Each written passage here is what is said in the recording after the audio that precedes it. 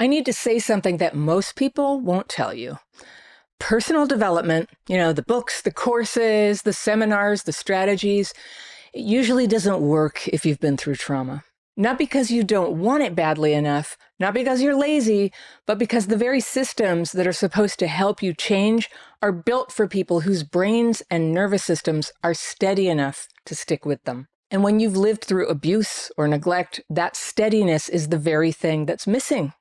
So instead of feeling stronger, all that self-improvement work can make you feel more ashamed, more behind, and more hopeless.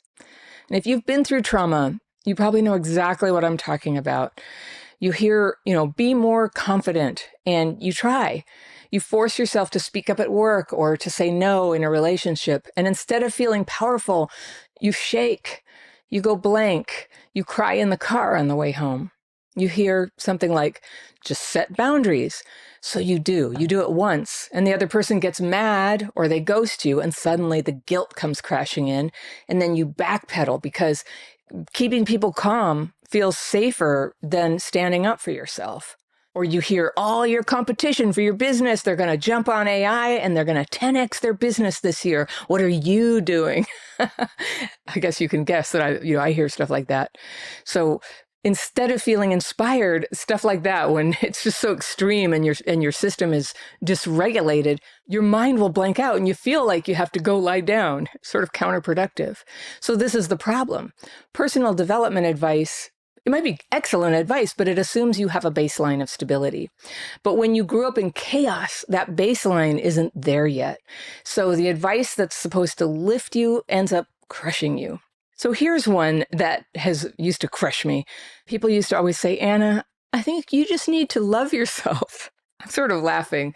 I'm laughing because it's absurd when you're in the middle of a trauma storm and everything's terrible, that, the only problem here is that you don't love yourself. And first of all, that's not true. It's not the only problem. But it is often the consequence of a very hard life where people have abused you, neglected you, and then your trauma-driven behaviors and your dysregulation and your alienation from other people has driven you towards more trauma experiences, and you can feel pretty down. So this idea, you just need to love yourself, in a way always hit me as sounding so arrogant, like, oh, that's what you think is going on here? Like, I just didn't realize that. Oh, I just need to love myself. It's not that simple. That is that is a luxury that people can enjoy when the only problem really is that they forgot how much they love themselves. Now, if you were rejected by your parents when you were a kid, my mom rejected me. I think that's a big place where self-love comes from. And some people will say, oh, so you just have to give that to yourself. But how would you even do that? I'll tell you, for me, I did it in a different path. I do feel that I have very healthy love for myself right now, and I'll protect myself and honor myself. But where I had to start was from a place of absolutely hating myself. And I had a couple people in my life over the years who I loved very, very much. And there was something about loving other people and seeing the best in them that had this like boomerang effect, that because I was engaged in loving somebody in the outward direction, it sort of looped back and I loved myself as well. Like, if a human is lovable and I'm human, then I don't know, it just can't help but leak on you. But even more important, what helped me to love myself was that I started to change my trauma-driven behaviors. I was angry at myself because I kept screwing everything up, and I didn't know why.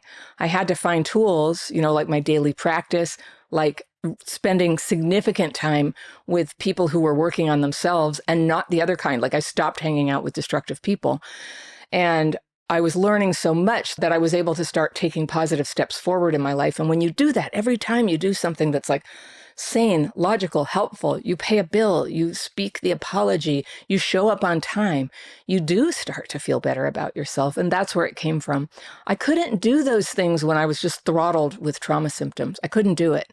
So it begins in a different place for us sometimes.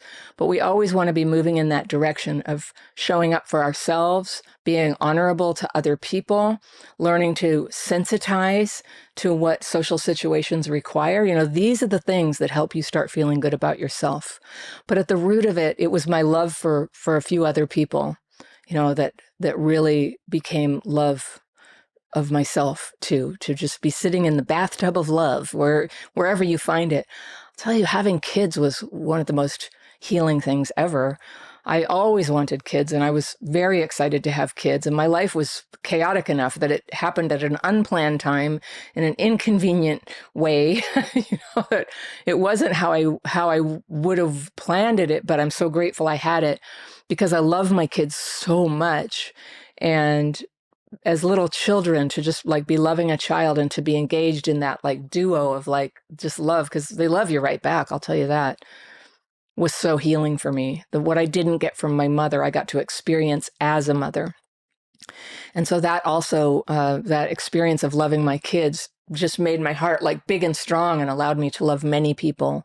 So you find that love where you can, but you seek it always. Try to take care of your life. You can do loving actions towards your own life.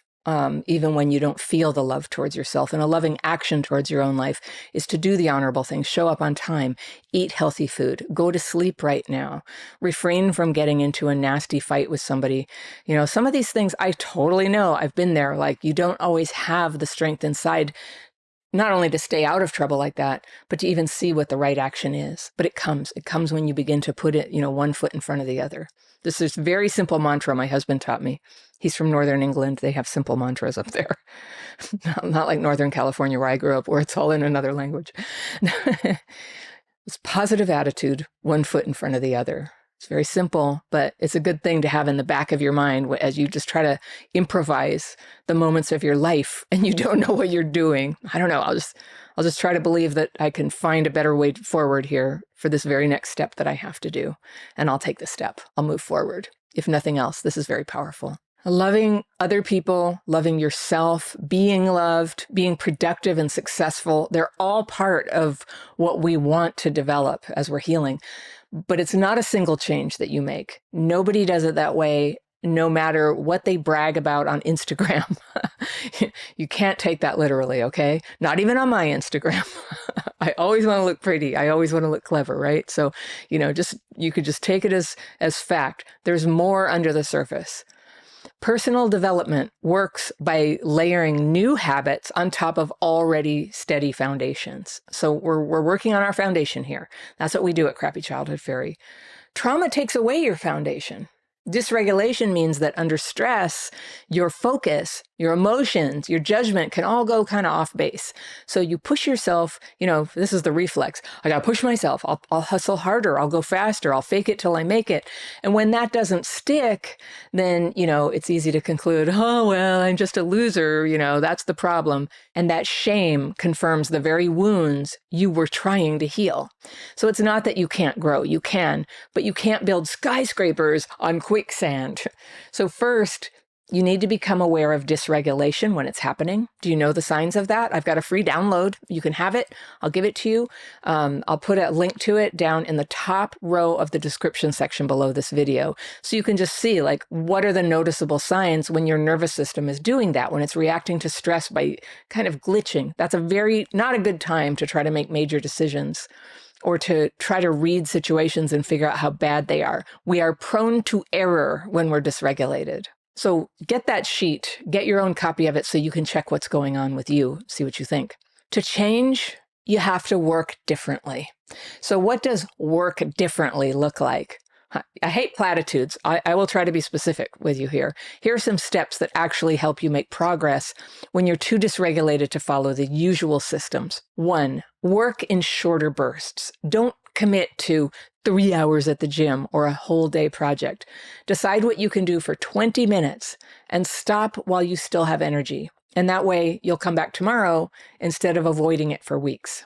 Number 2, strengthen before you fix. Trauma can make you obsess over problems. You know that, right? Yeah. Flip that. Each day, choose one action that gives you a little more stability, positive attitude, one foot in front of the other, like cooking a real meal, paying a bill, cleaning just one corner of your room. These little small things matter. They start to inform you and inspire you to do another small thing.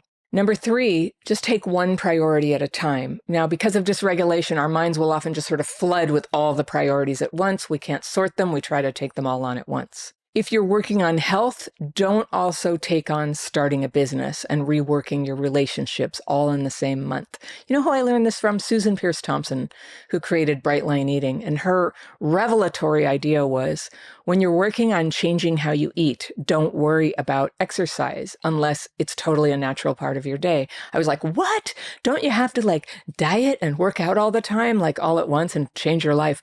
But she just pointed out, you have this much willpower, you use it for one thing at a time, right? People who try to do it all at once are usually New Year's resolution syndrome, by January 4th or something, it's all over. So trauma brains get overwhelmed by too many moving parts.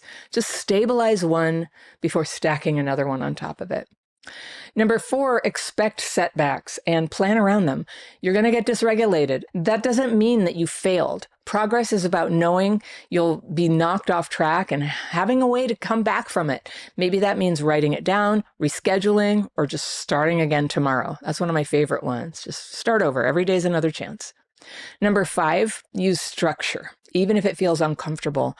A lot of us with trauma, we hate routines, but we respond very well to routines. Without structure, life can just slip into chaos. And so we just conscientiously set a simple rhythm. When you wake up, when you eat, when you go to bed.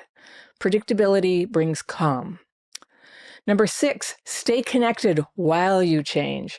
Don't try to change your whole life in isolation and thinking, oh, then I'll go connect with everybody when I'm all fixed. Progress sticks when other people witness it with you, when your friends or recovery groups or in programs like my membership program, where you're supported by people who are working on changing their lives too.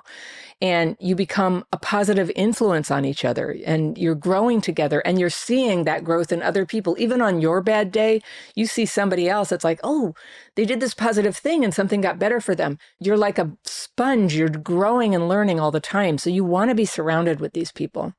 You don't want to be in isolation. It's easy for the negatives to feel exaggerated in isolation. So these aren't glamorous steps. They won't get you a quick transformation, but they work with the reality of trauma instead of against it. And here's what makes this especially hard for women. Many of us adapted to chaos early on by learning to overfunction, being nice, keep people calm, take care of everyone else, and just get stuff done, right? That fear of abandonment and, getting cast out or losing everything, it runs very deep. So when we hear self-help advice, we tend to over-apply it. We don't know the healthy portion. We don't just set boundaries. We try to become the perfect boundary setter. And we don't just work harder. We work ourselves into collapse and burnout.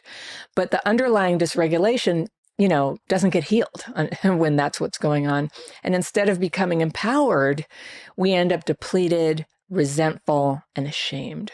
And that's why you see women burning out in careers, staying in bad relationships, and cycling through expensive programs. How many have you paid for, right? The advice says, rise above. Trauma keeps pulling you back under until you address the core wound that makes it so hard to sustain, and that is dysregulation. So here's the hopeful part. You don't need to become some superhuman version of yourself to heal. You don't need to chase the next motivational high, rah-rah. What you need is stability to connect with people who see you and accept you. And very importantly, to get regulated. If you want help with that, I have this little gem of a course called Dysregulation Bootcamp. It's short, it's sweet, and I'll teach you all the basics of how to do this. I'll put a link to that course in the second line of the description section below this video. That's the real foundation, re-regulation. And once you have it, all the advice about confidence and goals and boundaries finally start to work because it's built on solid ground. So if personal development, all these things that other people do that they find so empowering, if it's failed you before, stop blaming yourself. It means that you need tools that fit the reality of where you are right now, tools that bring regulation. tools that build connection. That's how you change your life, not by forcing yourself into systems that don't fit, sound good, don't work, but by testing and using what works for you personally and slowly building the stability that makes growth possible. And then a lot of that personal development stuff does become possible. How about that? You can get there. You absolutely can do this. Healing is possible. And the point of healing is to free all that possibility within you that the world needs. If you like this video, I've got one that you're going to love right here, and I'll see you very soon. You know you should declutter, but you have a lack of power to do it. Not doing it makes all the other problems in your life a little worse.